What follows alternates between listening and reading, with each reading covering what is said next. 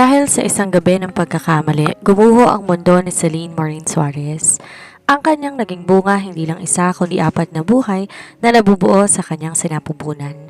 At ang ama, walang iba kundi si Tyron John de Guzman, ang mapagmataas na may-ari ng de Guzman Airlines at ang lalaking nakatakdang ikasal sa kanyang pinsang si Laika. Sa gitna na iskandalo at galit ng pamilya, sa pilitang ipinakasal si Tyron kay Celine. Ngunit ang kasal na dapat ay simula ng isang pamilya ay naging isang malamig na binangguan. Para kay Tyron, si Celine ay isang ahas na nanggamit ng pagkakataon. Para kay Celine, si Tyron ang kanyang lihim na pag-ibig na ngayon ay kanyang pinakamahigpit na kaaway. Sa loob ng mansong puno ng puot, kailangan magpakatatag ni Celine para sa apat na anghel na kanyang dinadala. Ngunit sa sandaling lumalambot na ang puso ni Tyron, muling babalik ang nakaraan. Dala si Laika at ang isang balitang wawasak sa huling pag-asa ni Celine. Ito ba ay kwento ng isang wagas na pag-ibig o isang sumpaang nakatali lamang sa obligasyon at sakit? Sundan ang paglalakbay ni Celine sa isang mundong puno ng luha, pagtataksil at ang apat na himalang magbabago sa tadhana ng isang pusong durog na durog. Ang pag-ibig ay sapat na dahilan ba upang manatili sa isang relasyong puno ng pait?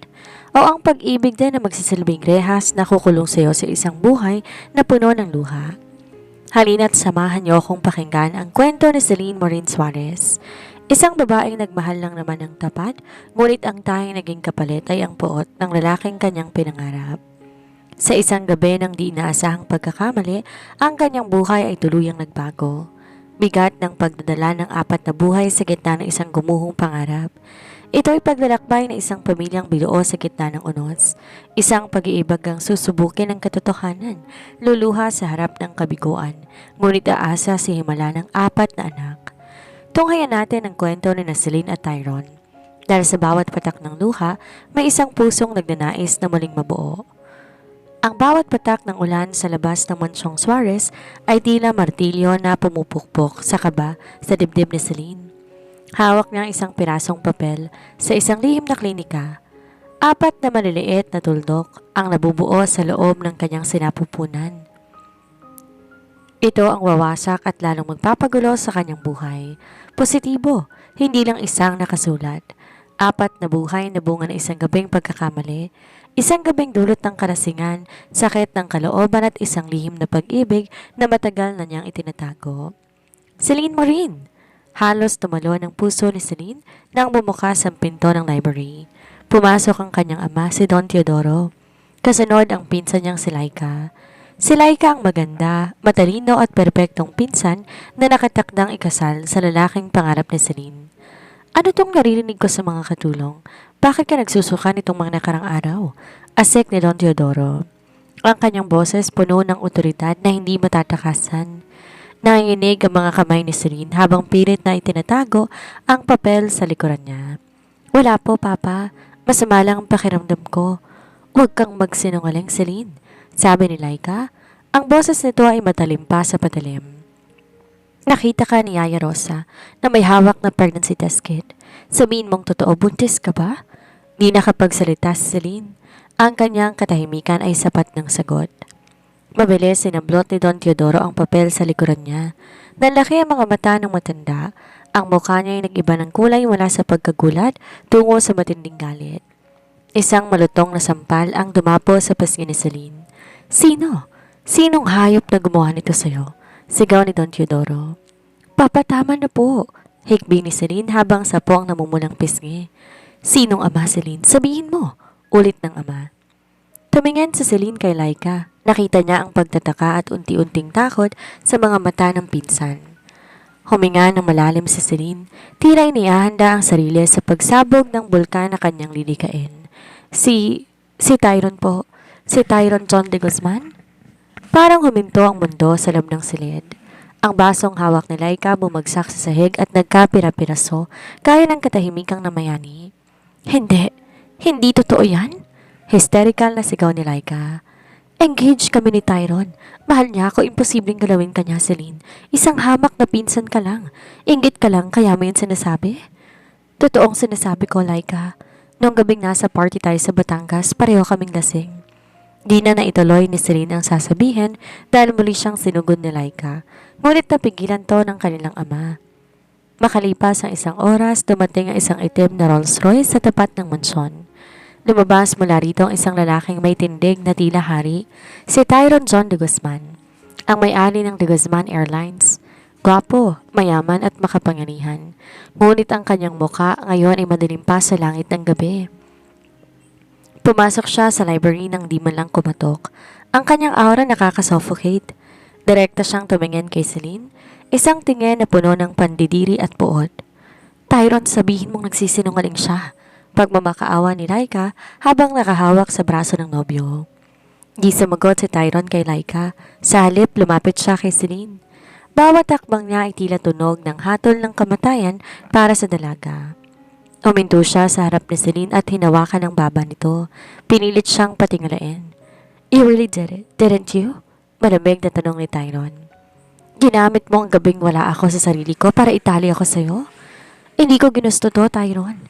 Bulong ni Celine sa pagitan ng mga luha. Enough! Singit ni Don Teodoro. Tyron, ang pamilya Suarez at de Guzman ay may malinis na pangalan.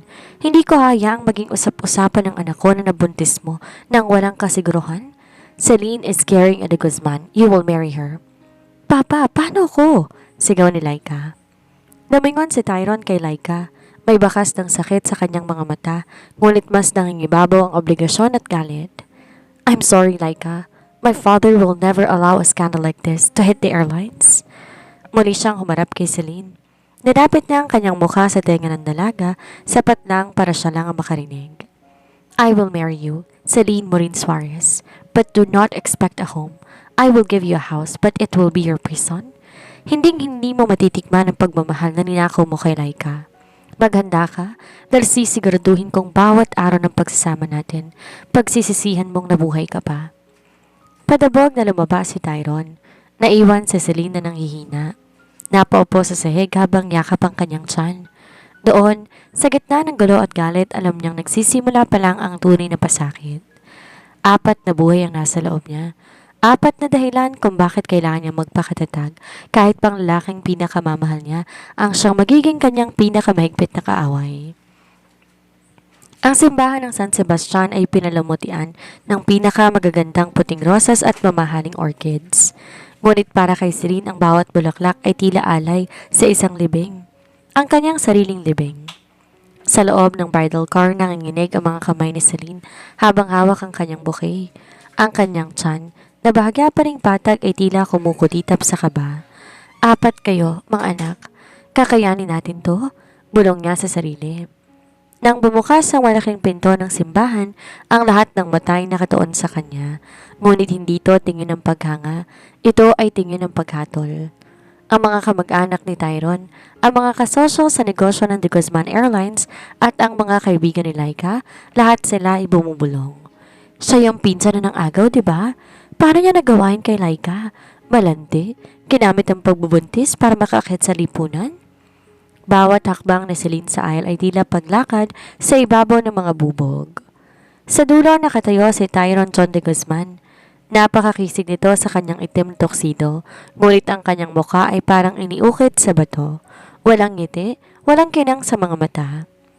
Nang makarating si Celine sa altar, hindi man lang siya ay nabuta ng kamay ni Tyron. Sa halip, malamig tong tumingin sa kawalan. Where's Laika? Mahinang tanong ni Tyron sa kanyang best man na sapat na para marinig ni Celine. Umalis na siya bro, papuntang Amerika. Ayaw na niyang makitang kasal na to? Sagot ng kaibigan nito. Napansin ni Celine ang pagtiim ng bagang ni Tyron. Ang galit sa kanyang mga mata lalong lumalim. Ang pag-alis ni Laika ang huling patak na nagpapaapaw sa puot ni Tyron para kay Celine. Nagsimula ang seremonya.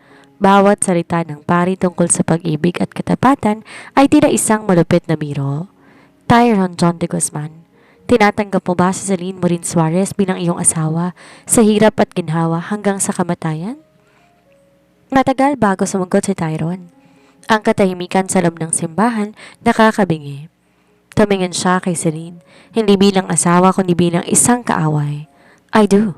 Maikli at matigas niyang sagot. Walang emosyon. Nang dumating ang bahagi ng palitan ng singsing, hinawakan ni Tyron ang kamay ni Celine. Ngunit sa halip na dahan-dahang isuot ang singsing, halos ibaon niya to sa daliri ng dalaga. You think you won, Celine? Bulong ni Tyron habang nakatitig sa kanyang mga mata. You didn't win a husband. You won a jailer. Mula ngayon, ang bawat duhang ibinuhos ni Laika, babayaran mo ng doble? I, I accept, sagot ni Celine. Ang boses niya ay halos pabulong na dahil sa sobrang sakit. You may now kiss the bride, anunsyo ng pari. Inaasahan ni Celine na isang mapait na halik, ngunit ang ginawa ni Tyron mas masakit pa. Bahagya lang nitong idinampi ang kanyang labi sa noo ni Celine, isang formalidad na walang kahit anong init. Pagkatapos agad tong tumalikod, di man lang siya hinintay na makalakad palabas ng simbahan. Ang reception sa isang 5-star hotel ay naging mabilis, walang sayawan, walang masayang tawanan. Ang tanging naririnig tunog ng mga kubertos at ang malalamig na bati ng mga bisita. Pagdating ng gabi, dinala si Celine sa bagong mansyon na bigay ng pamilya de Guzman. Isang napakalaking bahay na puno ng mamahaling kagamitan, ngunit walang kahit anong init ng pagmamahal. This is your room, sabi ni Tyron, habang tinuturong isang kwarto sa dulo ng pasilyo. Di ba tayo magsasama sa isang kwarto? Tanong ni Celine. Tumawa si Tyron, isang tawang puno ng pangungutya. Magsasama? Celine, ang tanging dahilan kung bakit kita pinakasalan ay dahil sa mga batang yan. Do not ever think that I will touch you again. Magpasalamat ka, tiniyaan kitang tumira dito. Tyron, 4 sila. Ang mga anak natin, I don't care if they are 10, sigaw ni Tyron. Kahit ilan pa sila, hindi yun mababago ang katotohanan na sinira mong buhay ko. Matulog ka na at simula bukas, huwag kang aasa na tatratuhin kitang asawa sa harap ng ibang tao, maliban kung kailangan. Padabog na sinara ni Tyron ang pinto ng kanyang sariling silid. Naiwan si Celine sa gitna ng madilim na pasilyo, suot pa rin ang kanyang pangkasal habang kanyang mga luhay malayang dumadaloy. Doon niya naramdaman ang unang sipa sa kanyang tiyan, isang mahinang pintig. Ang kanyang 4 na anghel ang tanging dahilan kung bakit siya mananatili sa impyernong ito. Nagising si Celine sa isang silid na mas malaki pa sa kanyang dating kwarto sa mansyon ng mga Suarez. Ngunit ang lamig na nanonood sa kanyang balat ay hindi galing sa aircon. Galing to sa katahimikan ng bahay. Wala ang mga bati ng good morning o amoy na masayang almusal. Dahan-dahan siyang bumangon, maingat dahil sa biglang pagkahilo. Hinawakan niya ang kanyang tiyan. Kahit maaga pa pakiramdam niya, mabilis na bumibigat ang kanyang katawan. 4 kayo. Paalala niya sa sarili na may kasamang pait ng ngiti. Kailangan natin kumain para maging malakas kayo. Pagbaba niya sa engranding dining area, nakita niya si Tyron na nakaupo sa dulo ng mahabang mesa. Nakasuot to ng kanyang business suit, seryosong nagbabasa ng mga dokumento habang humihigop ng kape. Di man lang to nag-angat ng tingin nang marinig ang kanyang mga hakbang. Good morning, Tyron. Mahinang bati ni Celine, walang sagot. Ang tanging naririnig ay ang paglipat ng pahina ng kumpas ng papel. Umupo si Celine sa malayo-layong bahagi ng mesa, nagsimulang kumuha ng pagkain.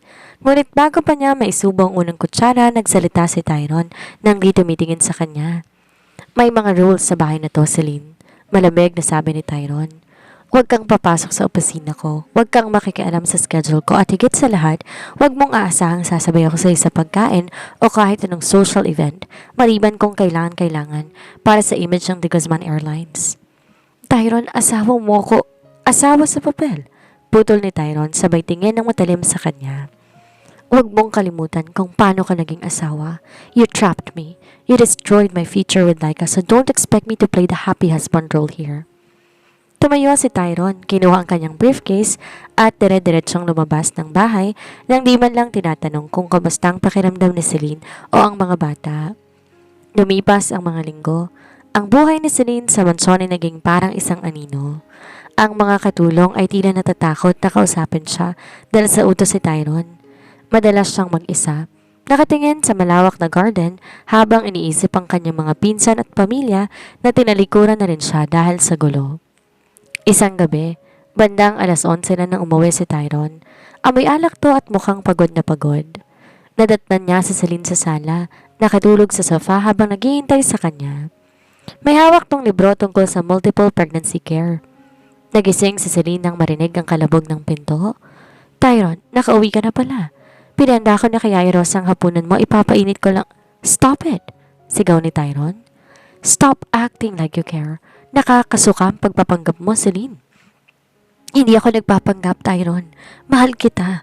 Noon pa man bago pa mangyari ang gabing yon, mahal na kita. Sumabog na ang damdamin ni Celine na matagal niyang kinikimkim. Tumawa si Tyron, isang tawang puno ng puot. Lumapit siya kay Celine at mabilis na hinawakan ang kanyang mga balikat. Mahal, kung mahal mo ko, hindi mo sisirain ang kaligayahan ko. Kung mahal mo ko, hindi mo ako pipiliting ikasal sa'yo. You are just a selfish woman who wanted the De Guzman wealth and name. Hindi totoo yan, hikbi ni Celine. Kahit wala kang pera, kahit wala kang airlines, ikaw pa rin ang pipiliin ko. Lies! Tinulak niya ng bahagya si Celine pabalik sa sofa. Huwag na huwag mong sasabihin ang salitang yan sa akin. Nakakadiri. Bakit nasana si Tyron sa hagdan nang biglang mapaupo sa sahig sa Celine? Napahawak siya sa kanyang tiyan at dumaing sa sakit. Isang matalim na kirot ang gumuhit sa kanyang puson. Tyron, ang tiyan ko, ang mga bata, ungol ni Celine. Namumutla ang kanyang mukha. Huminto si Tyron sa unang baitang ng hagdan. Lumingon siya at sa unang pagkakataon, nakita ni Celine ang kislap ng pag-aalala o marahil takot para sa kanyang mga tagapagmana sa mga mata nito. Ngunit mabilis tong nawala at napalitan ng karaniwang lamig. Huwag mong gamitin ang mga bata para makuha ang atensyon ko, Celine. Sabi ni Tyron bago tuluyang tumuloy sa itaas. Naiwan si Celine sa sahig, nanginginig at umiiyak. Ang sakit sa kanyang tiyan ay hindi singtindi ng sakit sa kanyang puso. Ngunit sa gitna ng kanyang pag-iisa, alam niya na hindi siya po pwedeng sumuko. May 4 na pintig sa loob niya na umaasa sa kanyang lakas. Hindi nakatulog si Celine ng gabing yon. Ang kirot sa kanyang puson humupa na, ngunit ang sakit sa kanyang dibdib ay tila lalong lumalalim. Kinabukasan, nagpasya siyang pumunta sa kanyang doktor para sa isang regular check-up. Kailangan natin mag-ingat, Celine. Wika ni Dr. Soriano habang tinititigan ng ultrasound monitor. Ang quadruplet pregnancy ay high risk. 4 na sanggol ang kumukuha ng sustansya sa katawan mo. Kailangan mo ng sapat na pahinga at iwasan ng matinding stress. Gagawin ko pong lahat, doktora, sagot na Celine, habang nakatitig sa 4 na maliliit na pintig sa screen. Sila lang po ang meron ako. Pag-uwi niya sa mansyon, laking gulat niya na makitang nandun si Tyron. Hindi to pumasok sa opisina ng De Guzman Airlines. Nakatayo to sa gitna ng sala, hawak ang isang envelope. Ang envelope na naiwan ni Celine sa mesa bago siya umalis kaninang umaga. Ano to? Malamig na tanong ni Tyron. Ang boses niya ay parang kumukulong bulkan. Tyron, bakit ka nandito? Kabado niyang tanong. I ask you a question, Celine. Ano ang ibig sabihin nito? Tinaas niya ang resulta ng ultrasound. Bakit nakasulat dito na 4? 4 na bata? Napayo ko sa Celine. Yun, totoo, Tyron. Nung nalaman ko, natakot ako pero masaya rin ako. Hindi lang isang binigay sa atin. Isang mapait na tawa ang kumubala kay Tyron. Lumapit siya kay Celine. Mabilis sinawakan ang kanyang mga balikat. Masaya? Sa tingin mo, masaya ako na 4 na nakuha mo sa akin? Isang gabi lang yun, Celine. Isang gabi at ngayon, 4 na batang gagamitin mo para habang buhay akong itali sa'yo? Hindi ko sila ginagamit, Tyron. Mga anak mo rin sila. Sigaw ni Celine sa gitna ng pag-iyak. Anak ko? O baka plano mo talaga to mula pa nung una? Bulyaw ni Tyron. Para masiguradong kahit anong mangyari, hindi kita may iwan dahil sa 4 na yan. Ang talino mo rin, no? Ginamit mong matres mo para makuha ang korona ng De Guzman. Wala akong pakialam sa pera mo. Namumula na ang mukha ni Celine sa galit at sakit. Kahit ngayon pa pwede akong umalis. Pwede ko silang palakin mag-isa. At hahayaan kong mapahiya ang pangalan ko na ang mga anak ko ay lumaking walang ama. Sarkastikong sabi ni Tyron. No, mananatili ka dito pero wag mong iisipin na dahil 4 sila lalambot ang puso ko sa'yo. Sa halip mas lalo kitang kamumuhian sa bigat na binigay mo sa buhay ko. Lumipas sa mga buwan, ang tiyan ni Celine mabilis na lumaki. Sa 5 buwan ng kanyang pagbubuntis, halos di na siya makalakad ng maayos.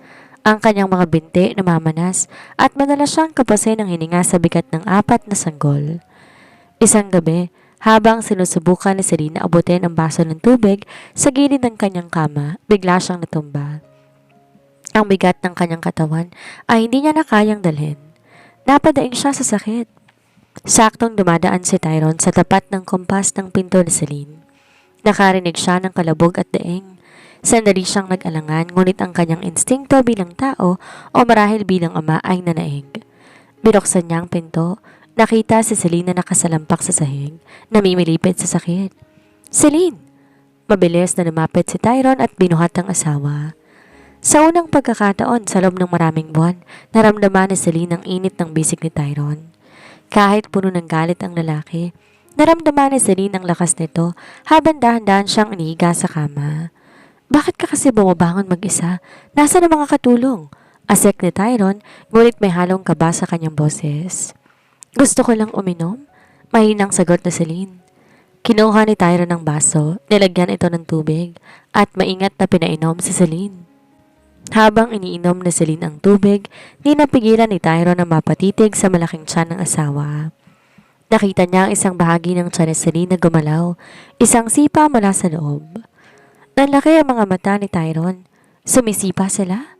Oo, palagi silang malikot pagdating ng gantong oras, bulong ni Celine. Gusto mo bang maramdaman? Sandaling nag-atubili si Tyron, ngunit parang may sariling isip ang kanyang kamay at dahan-dahang dumampi sa tiyan ni Celine. Isang malakas na sipa ang sumalubong sa kanyang palad. Sa sandaling yon, ang pader na tiniyo ni Tyron ay bahagyang nanginginig. Ang galit panandali ang natakpan na isang pakiramdam na hindi niya maipaliwanag, isang koneksyon, isang katotohanan ng apat na buhay ang nabubuo sa harapan niya. Matulog ka na? Mabilis na bawi ni Tyron, sabay binitawan ng kamay ni Celine. Huwag kang mag-isip na dahil dito, okay na tayo. Ginagawa ko lang to para sa mga bata. Lumabas si Tyron ng kwarto, ngunit bago niya maisara ang pinto, lumingon siya ng bagya kay Celine. Isang tingin na di na kasing talim ng dati, kundi puno ng kalituhan. Ang ika-6 na buwan ng pagbubuntis ni Celine ang pinakamahirap. Dahil 4 ang dinadala niya, ang kanyang tiyan isang dakina na isang babaeng nakatakda ng mga anak sa susunod na linggo. Halos di na siya makabangon sa kama ng walang tulong at ang kanyang paghinga ay laging kapos. Isang gabi, di makatulog si Tyron. Paulit-ulit bumabalik sa isip ang sipa ng mga bata na naramdaman niya noong nakarang gabi. Kahit anong pilit niyang magalit, may bahagi sa kanyang nagsisimulang mag-alala. Lumabas siya na silid at dumaan sa tapat ng kwarto ni Celine. Nakarinig siya na mahinang hikbi. Dahan-dahan niyang pinihit ang pinto. Nakita si Celine na nakaupo sa gilid ng kama, minamasayang namamagang mga paa habang tumutulo ang luha. Bakit gising ka pa? Tanong ni Tyron.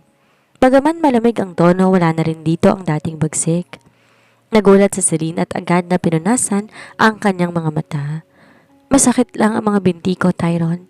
Hindi ako makahanap ng pwesto na hindi ako nahihirapan huminga. Hindi nagsalita si Tyron. Lumapit siya at sa kinagulat ni Celine, lumuhod siya sa harap ng dalaga. Kinuha niyang isa sa mga paa ni Celine. Nagsimulang masahin to ng dahan-dahan. Tyron, anong ginagawa mo? Nauutal na tanong ni Celine. Huwag kang malisyoso. Seryosong sagot ni Tyron habang nakatitig sa paa ng asawa. Ayoko lang na may mangyari sa mga bata dahil sa kapabayaan mo. Masyado kang mahina.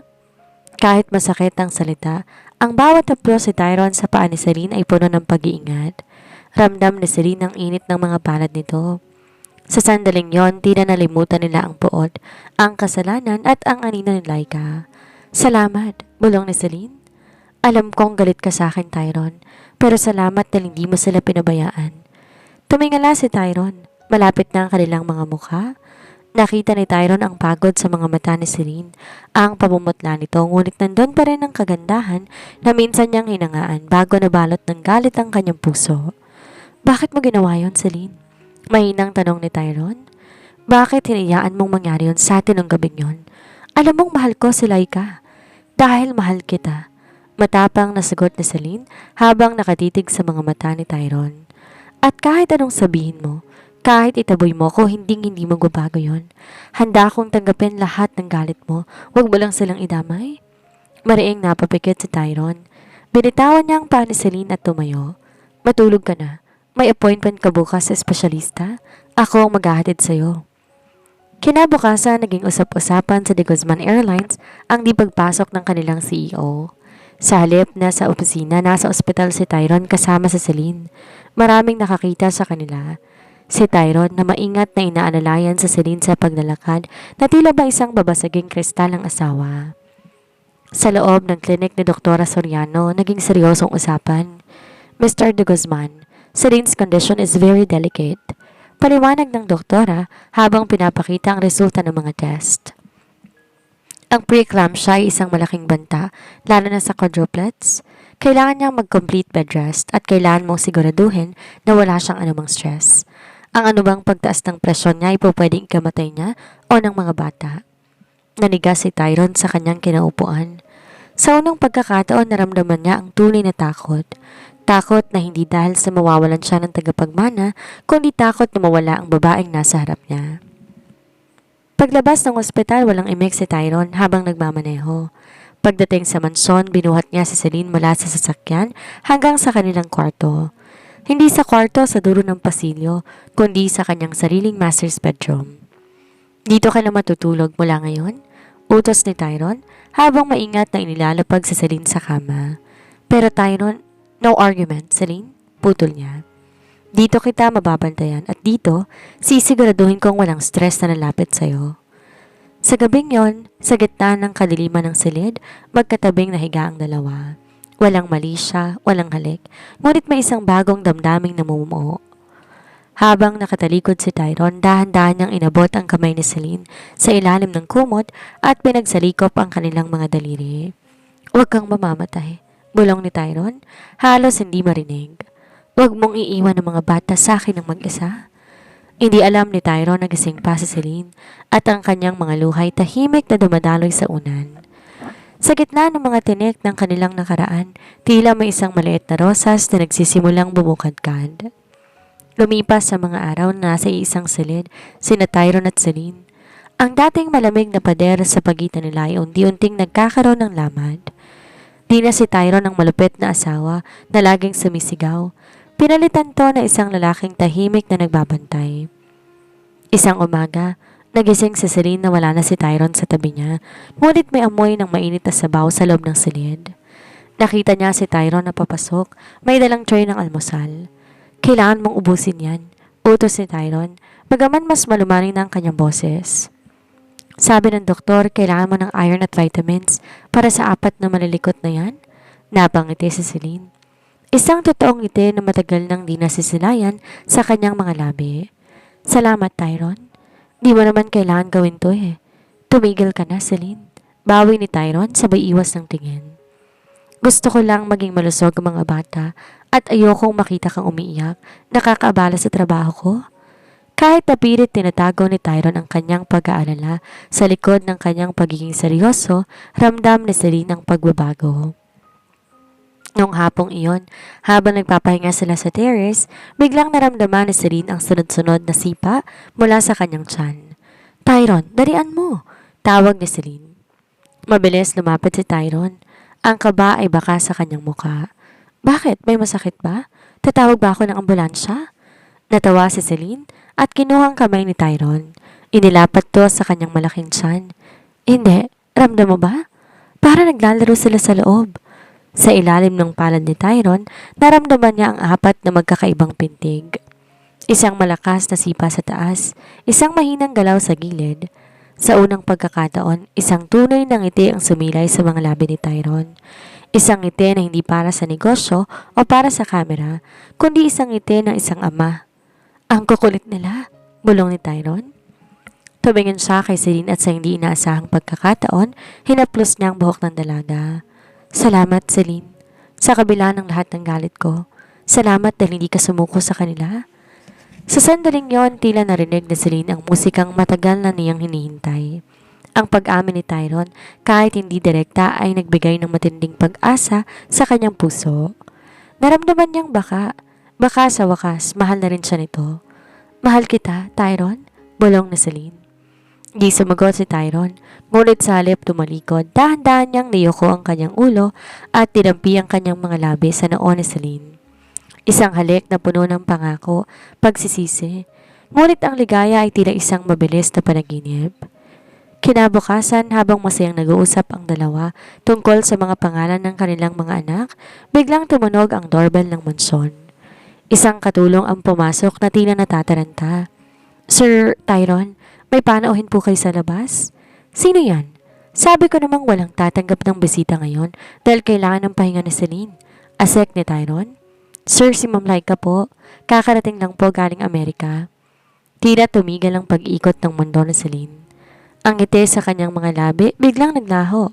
Napalitan na isang matinding kaba na tila ba humuhukay sa kanyang dibdib. Tumingin siya kay Tyron at nakita niya ang pagkagulat at ang isang emosyong di niya maipaliwanag sa mga mata ng asawa. Binitawan ni Tyron ang kamay ni Celine. Dahan-dahang tumayo. Tyron, huwag kang lalabas. Pagmamakaawa ni Celine. Ang mga mata ay nagsisimulang mangilid ng luha. Huwag mong hahayaang sirain niyang meron tayo ngayon. Kailangan ko siyang harapin, Celine. Sagot ni Tyron. Di na makatingin ng direkta sa kanya. Utang ko sa kanyang isang paliwanag. Paglabas ni Tyron ng silid na iwan si Celine, yakap ang kanyang tiyan. Ang apat na maliliit na pintig sa loob niya ay tila naging malakas na kabog ng takot. Alam niya, sa pagbabalik ni Laika, dala nitong isang bagyo na muling wawasak sa kanyang bagong buong mundo.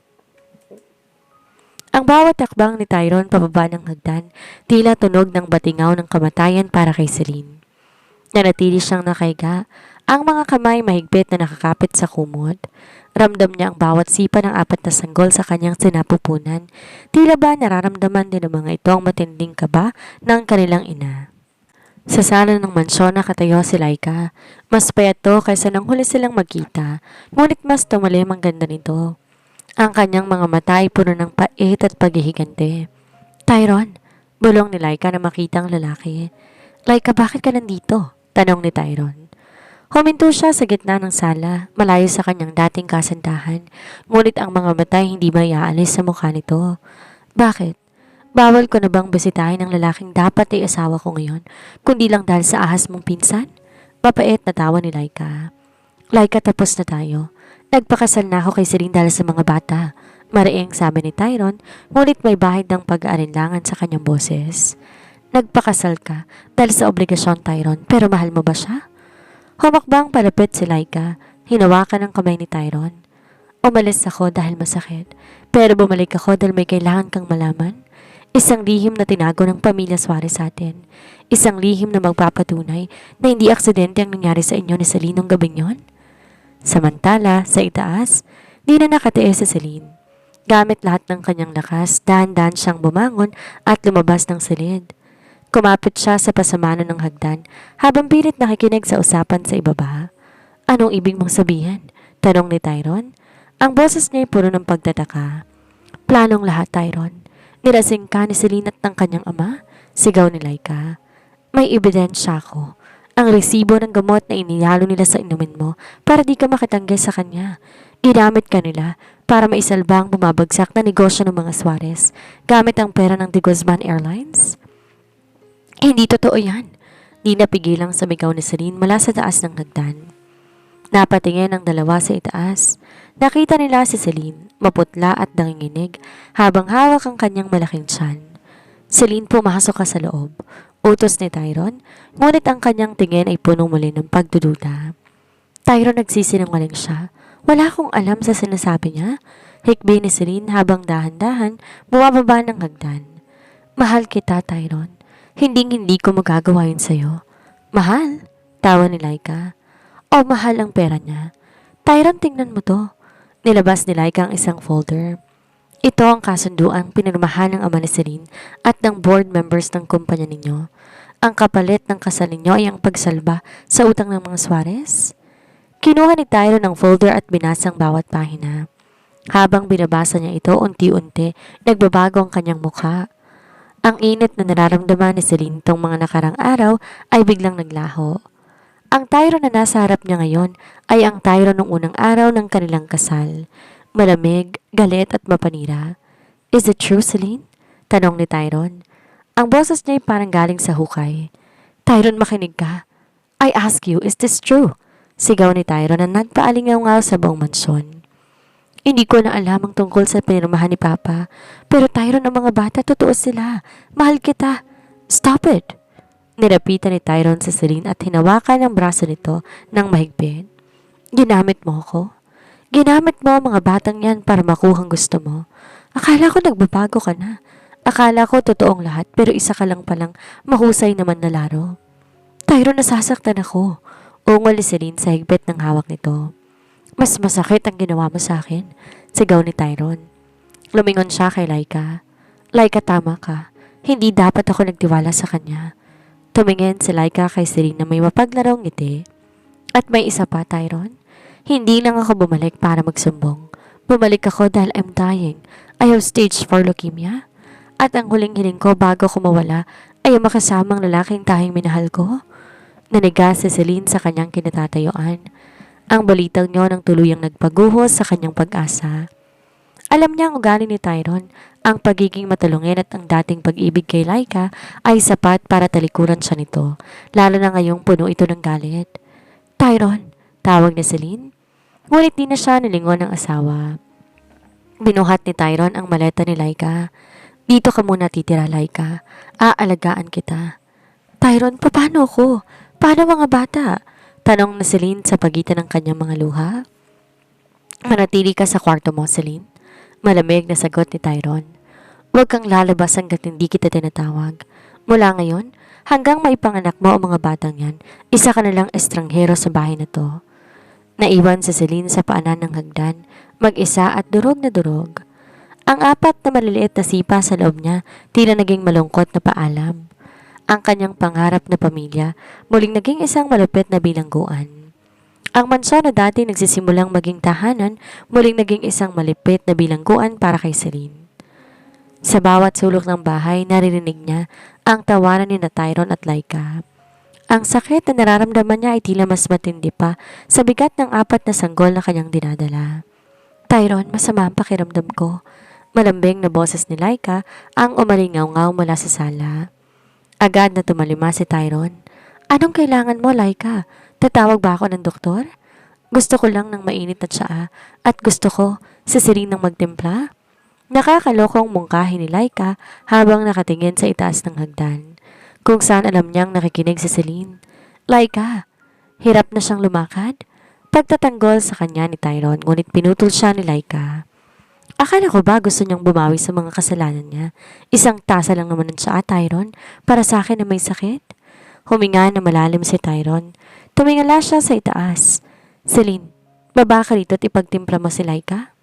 Dahan-dahang lumabas si Celine. Ang kanyang mga binte ay nanginginig sa pagod at pamamanas. Bawat baitang ng hagdan ay tila pag-akyat sa kalbaryo.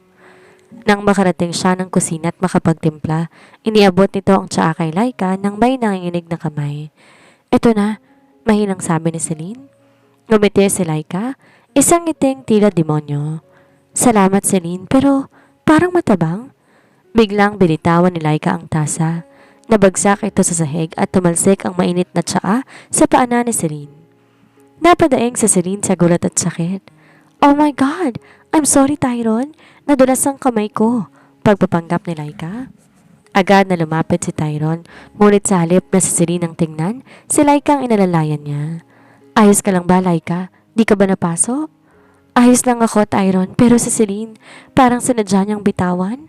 Pagsasinungaling ni Laika. Tumingin si Tyron kay Celine nang may halong galit.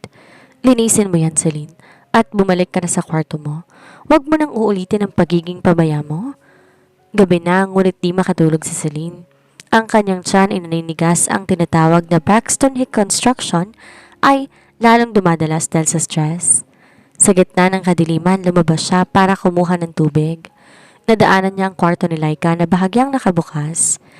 Sasilip sana siya para tingnan kung ayos lang ang pinsan, ngunit natigilan siya sa narinig. Yes, Mom. Everything is going according to plan, sabi ni Laika sa kanyang cellphone. Ang boses nito ay malakas, masigla, walang bakas ng taong may stage 4 leukemia. Naniwala si Tyron na mamamatay na ako. Konting tiis na lang at kapag nanganak ng ahas na yon, sisiguraduhin kung sa akin mapupunta ang mga bata at palalayasin ko na siya ng tuluyan. Ang peking medical records? Huwag kang mag-alala. Malaki ang bayad ko sa doktor sa Amerika para pikein yon. Nanlaki ang mga mata ni Celine. Tatakbo sana siya para isumbong to kay Tyron, ngunit sa matinding pagmamadali, nabitawan niyang basong hawak niya. Mabilis lumabas si Laika ng kwarto. Nakita niya si Celine gulat na gulat. Narinig mo ba, Celine? Nakakatakot na tanong ni Laika. Well, wala namang maniniwala sa'yo.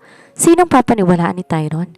Ang asawang manloloko o ang dating kasintahan na nag-aagaw buhay? Hayop ka, Laika. Sasabihin ko to kay Tyron. Sigaw ni Celine. Subukan mo, banta ni Laika. Isang salita mo lang, sisiguraduhin ko, mawawala ang mga batang yan bago pa sila makakita ng liwanag. Alam mo kung gaano kalakas ang kapit ko kay Tyron ngayon. Doon napagtanto na Selena wala siyang laban sa loob ng bahay na yon. Ang tanging pag-asa niya ay ang kanyang 4 na anak. Kailangan niyang lumayo.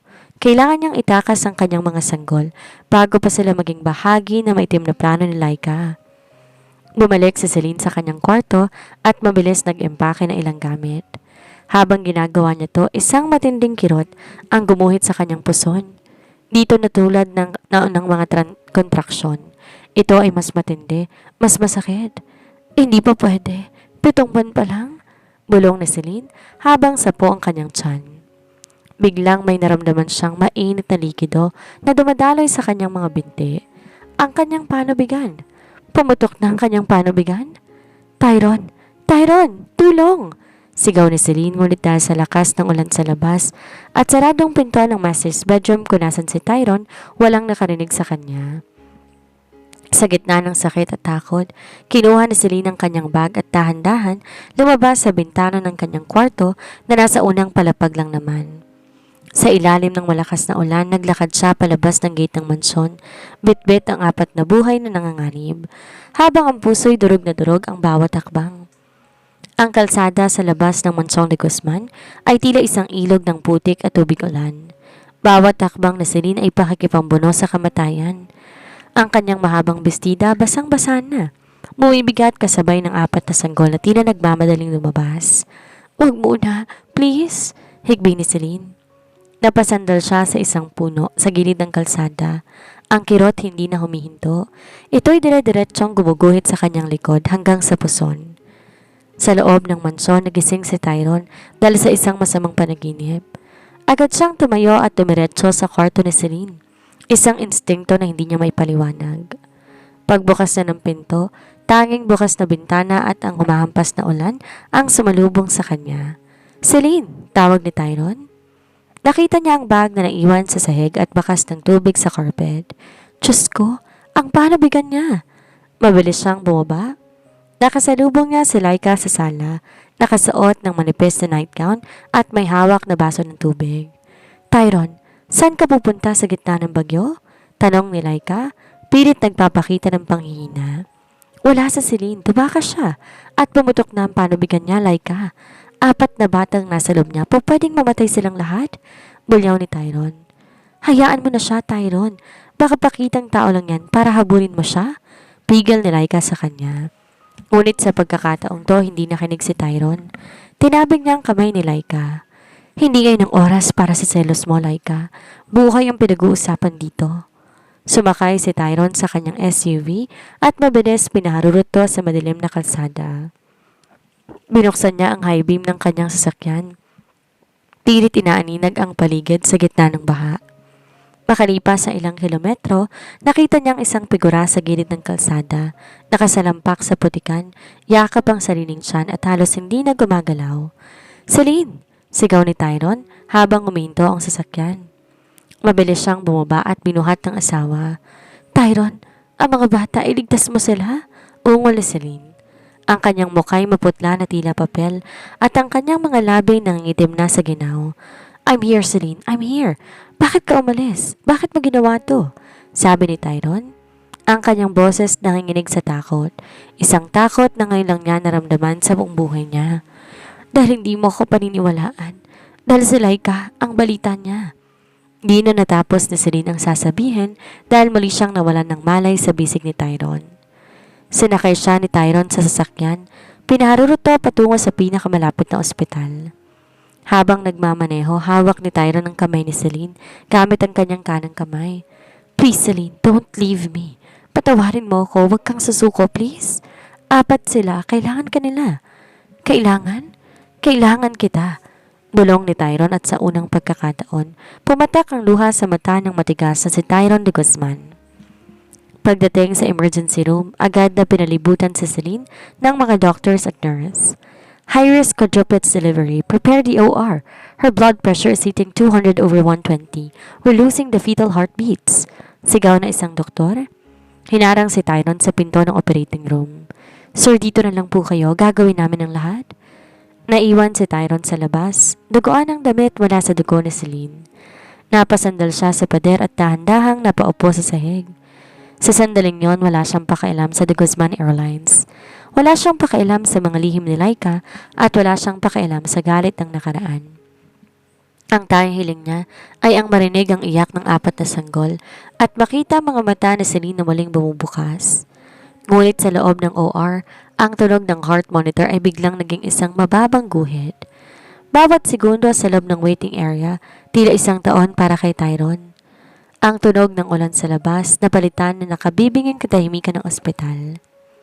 Napatingin siya sa kanyang mga palad, puno pa rin ng tuyong dugo ni Celine. Biglang bumukas ang pinto ng operating room. Lumabas si Doktora Soriano, pagod na pagod at may bakas ng lungkot sa kanyang mga mata. Dok, kamusta ang asawa ko, ang mga anak ko? Sigaw ni Tyron. Hinahawakan ng balikat ng doktora. Umiling ng bahagya ang doktora. Mr. De Guzman, we did our best. Celine suffered from severe placental abruption dahil sa matinding stress at pagod. Her heart stopped for 3 minutes. We had to perform an emergency C-section to save the babies. The babies, are they... Nanginginig na tanong ni Tyron. They are in the NICU. 4 silang lalaki, maliliit, premature, ngunit lumalaban, pero si Celine, she's in a deep coma. Di namin alam kung kailan siya magigising o kung magigising pa siya. 3 araw ang lumipas habang nakaupo si Tyron sa tabi ni Celine. Biglang pumasok si Laika sa ICU. Suot ang kanyang pinakamahal na damit. Tyron, tama na yan, sabi ni Laika. Hayaan mo ng mga doktor. Tara na, kailangan mong magpahinga. At balita ko, ligtas naman ng mga bata. Pwede ko na silang alagaan bilang bagong ina nila. Dahan-dahang tumayo si Tyron. Lumingon siya kay Laika ngunit wala ng dating pagmamahal. Tanging pot na lamang ang natitira. Nilabas niya ang cellphone at pinlay ang isang recording. Yes, Mom. The fake medical records? Malaki ang binayad ko sa doktor sa Amerika para pikein yon. Nanlaki ang mga mata ni Laika. Tyron, saan mo nakuha yan? Nilagyan ko ng hidden cameras at microphones ang bawat sulok ng mansyon nang magsimula akong magduda sa'yo, Laika. Malamig na sabi ni Tyron. Pinuntahan ko rin ang doktor mo. Umamin siya, wala kang leukemia. Wala kang sakit kundi ang pagiging ganid. Tyron, pakinggan mo ko. Get out, sigaw ni Tyron. Mula ngayon wala ka ng pamilyang babalikan. I will sue you for fraud and for what you did to my wife. Kapag may nangyaring masama kay Celine, sisiguraduhin ko sa kulungan ka mabubulok. Pinalabas ng mga security guard si Laika habang ito ay nagsisisigaw. Naiwan si Tyron mag-isa, umiiyak habang hawak ang kamay ni Celine na tila wala ng buhay. 1 linggo ang lumipas. Araw-araw dinadala ni Tyron ang 4 na sanggol sa tabi ni Celine. Kahit nasa incubator ang mga ito, pilit niyang inilalapit ang maliliit na kamay ng mga bata sa balat ng kanilang ina.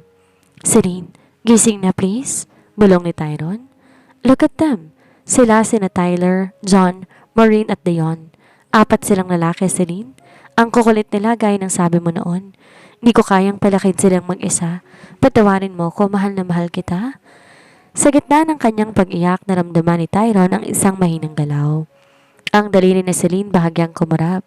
Dahan-dahang bumukas sa mga mata.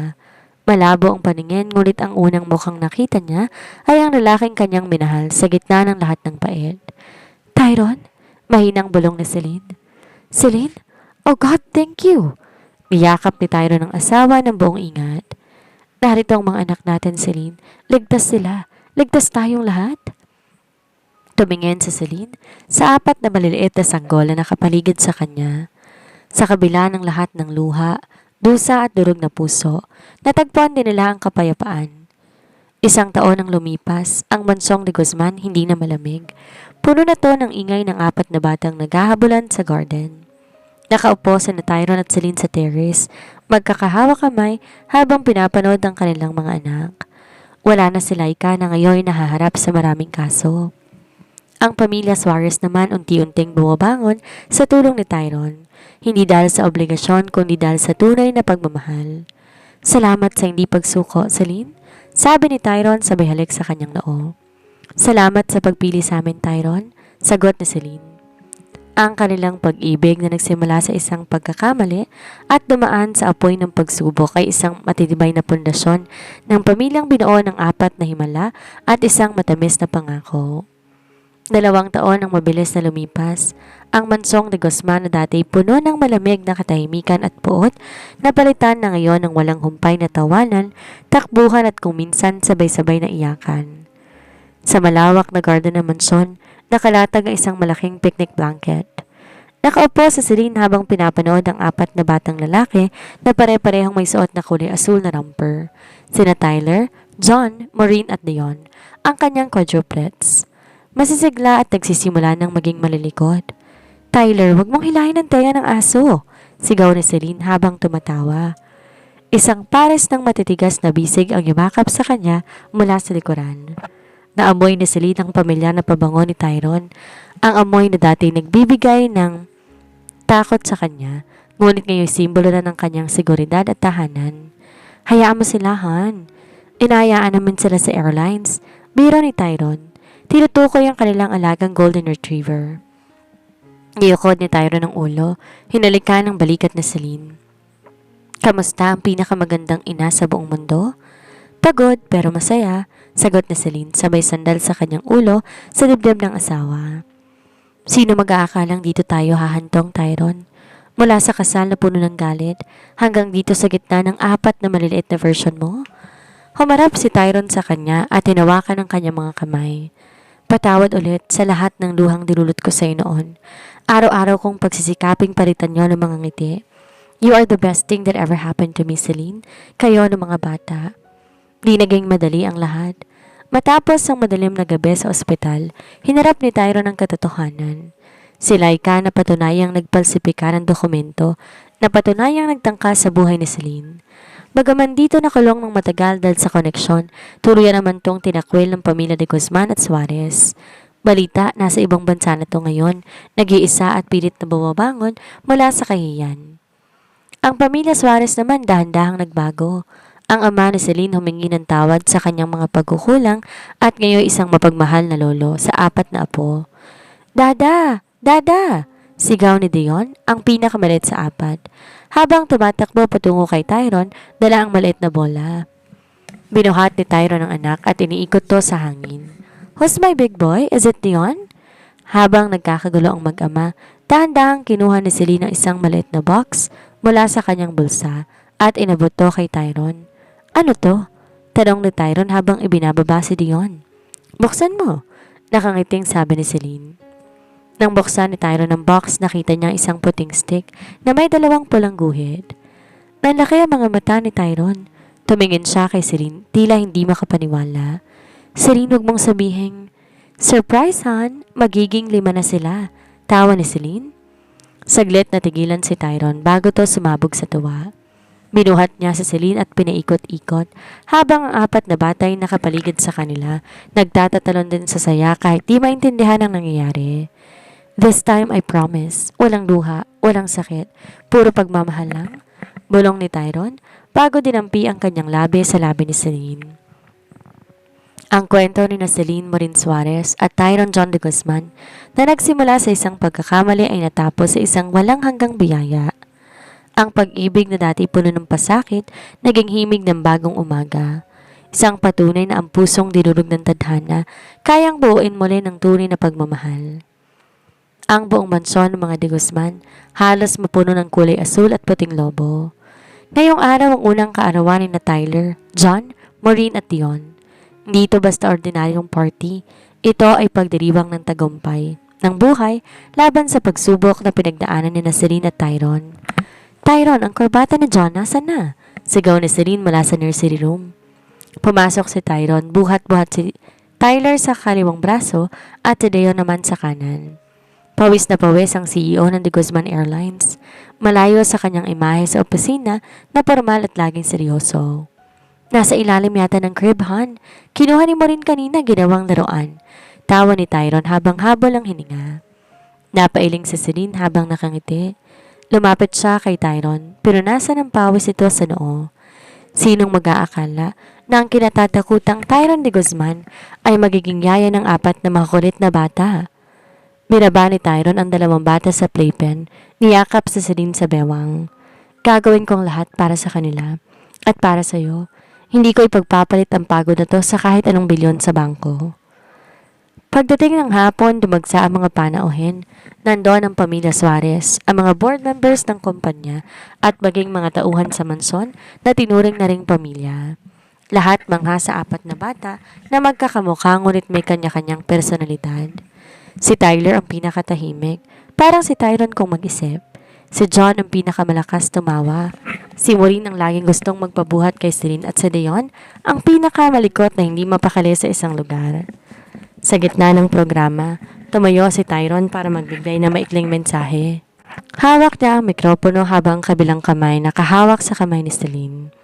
1 taon nang nakakalipas, kala ko katapusan na ng lahat. Panimula ni Tyron, ang boses bahagyang nanginig.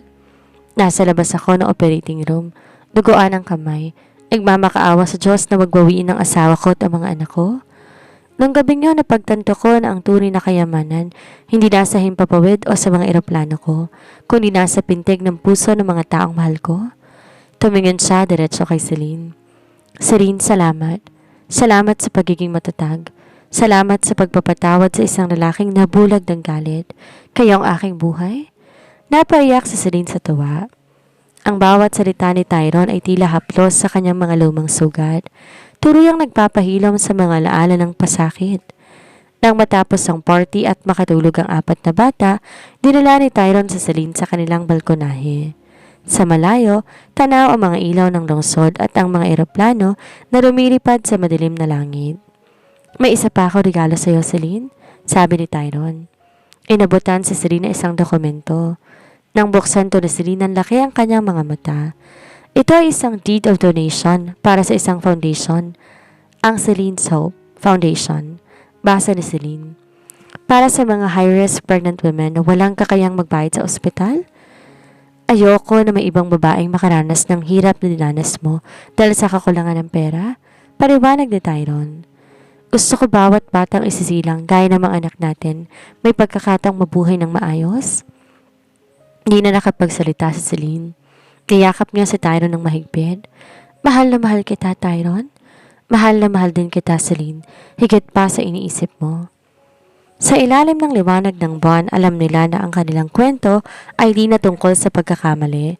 Ito'y tungkol na sa pag-asa, sa paghilom at sa 4 na kandilang magsisilbing liwanag sa kanilang habang buhay na pagsasama. Ang kwentong Ang Mapait na Rehas ng Sumpaan ni Celine at Tyron ay hindi lamang isang tipikal na kwento. Ito'y may malalim na mga aral at mensaheng sumasalamin sa totoong buhay, pag-ibig at pamilya. Narito ang mga mahalagang aral at mensaheng mapupulot sa kanilang kwento. Ang kapangyarihan ng pagpapatawad. Ang pinakamalaking aral sa kwento ay ang pagpapatawad, hindi lamang sa ibang tao kundi para sa sarili. Pinatawad ni Celine si Tyron sa kabila ng lahat ng pang-aabuso at lamig nito. Sa kabilang banda, kailangan ni Tyron na patawarin ang sarili niya sa kanyang mga pagkakamali at bulag na galit upang mahanap ang tunay na kaligayahan. Ang pagpapatawad hindi tanda ng kahinaan, kundi ng katapangan upang pakawala ng nakaraan at magkaroon ng bagong simula. Ang tunay na pag-ibig ay sakripisyo, hindi pag-aari. Sa simula, sila ay kayo nagmamahal sa paraang mapanira at possessive. Akala niya pag-aari niya si Tyron, ngunit ang pag-ibig ni Celine ay mapagtiis at mapagsakripisyo. Handa siyang pasanin lahat ng sakit para lang sa kaligtasan at kapakanan ng kanyang mga anak at ng lalaking mahal niya. Ang tunay na pag-ibig naghahanap na ikabubuti ng iba, di lang ng sariling kagustuhan. Ang pananagutan sa likod ng bawat pagkakamali. Ang kwento nagsimula sa isang pagkakamali. Pinapakita ng bawat aksyon natin may kaukulang bunga o konsekwensya. Si Tyron, bagaman galit, pumayag manindigan at magpakasal dahil sa kanyang responsibilidad bilang ama. Hindi natin mababago ang nakaraan, pero maaari nating ayusin ang kinabukasan sa pamamagitan ng pagharap sa ating mga pananagutan ng may dignidad. Huwag magpadala sa unang impormasyon. Ang laso ng pagdududa. Muntik nang mawasak ang pamilya ni Tyron at Celine dahil sa mga kasinungaling ni Laika at mga manipulasyon ng pamilya Suarez. Nabulag si Tyron sa kanyang galit kaya di niya agad nakita ang katotohanan. Ang komunikasyon at tiwala ay pundasyon ng anumang relasyon. Huwag hayaan ng ibang tao ang magdidikta ng mararamdaman mo para sa iyong asawa o kapareha. Ang pag-asa sa gitna ng pinakamatinding pagsubok. Sa kabila ng quadruplet pregnancy na napakadelikado, pre-eclampsia at ang pag-aagaw buhay ni Celine sa kalsada, hindi sila sumuko. Ang apat na sanggol, simbolo ng miracle o himala na dumarating pagkatapos ng bagyo. Mensahe. Kaya naman kadilim ang gabi, laging may umagang darating. Huwag mawawala ng pag-asa dahil ang pinakamalaking pagsubok madalas nagdadala ng pinakamalaking biyaya. Ang hostisya, palaging nahahanap ang daan. Sa huli, lumabas ang katotohanan tungkol kay Laika. Pinapakita na ang kasamaan at panlilindang hindi kailanman magtatagumpay sa huli. Ang mga taong gumagawa ng masama para sa sariling interes, laging may kaukulang kabayaran. Ang katotohanan ay parang tubig. Gaano mamanto piliting itago, laging makakahanap ng butas para lumabas. Sa bawat luhang pumatak at sa bawat ngiting sumilay sa kwento ni Celine at Tyron, saksi kayo sa katatagan ng isang ina at sa kapangyarihan ng pagpapatawad. Ang apat na maliliit na pintig ng puso ni Tyler, John, Maureen at Leon ay nagpaalala sa atin na kahit gaano kagulo ang simula, palagi may pagkakataon para sa isang magandang wakas. Hanggang sa muli, maraming salamat sa inyong walang sawang pakikinig at sa patuloy na tiwala at suporta sa aking munting channel. Kayo ang inspirasyon ko sa bawat salitang aking sinusulat at ibinabahagi. Sana'y baunin ninyo ang aral ng pag-ibig, pag-asa at pananampalataya. Mag-iingat po kayong lahat palagi saan man kayo naroon. Hanggang sa susunod nating paglalakbay sa mundo ng mga kwento. Ito ang inyong lingkod, nagpapasalamat at nagpapaalam ng may ngiti. God bless po sa ating lahat.